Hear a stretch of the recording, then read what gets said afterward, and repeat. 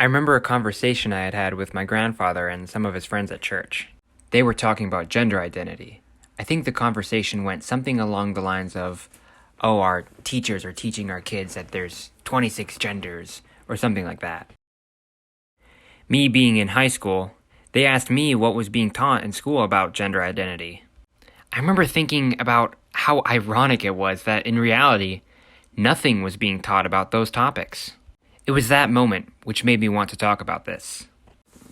Welcome to my TED Talk on why comprehensive sex education should be a high school graduation requirement. But what does comprehensive sex education mean? Specifically, that word comprehensive. You may be surprised to learn that not all sex education classes are created equal.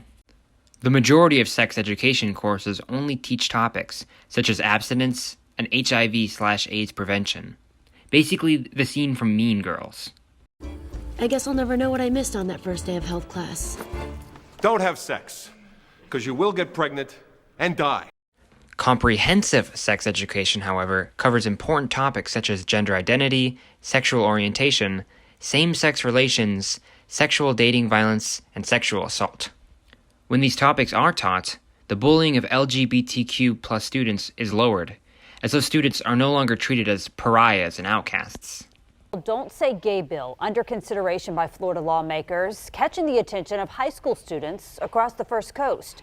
The bill, which opponents say would restrict discussions about sexual orientation and gender identity in elementary schools, would get a second reading in the Senate before a full vote. It already passed the House. But Miller and others believe schools should be an outlet for self-discovery, being able to talk to peers and their teachers in an environment away from home where they may feel uncomfortable doing so. A lot of children don't have supportive family. A lot of children don't have access to that education, and they grow up thinking that they are inherently wrong or that they are misshapen or malformed mentally for some reason, and I don't think that that's okay.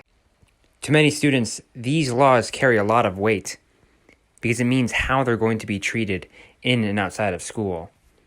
Comprehensive sex education should be mandatory because it creates a more healthy school environment for all students, not just those who are LGBTQ+. However, only 14% of American schools are required to teach sex education, and many schools have chosen illegally to not follow the law. That's like this tiny slice of pie. That is why I ask you to support these classes, as they create a safe teaching environment for all students, which, after all, is the purpose of school. Regardless of what your beliefs are, these classes improve equality among students, which is something everyone should stand for.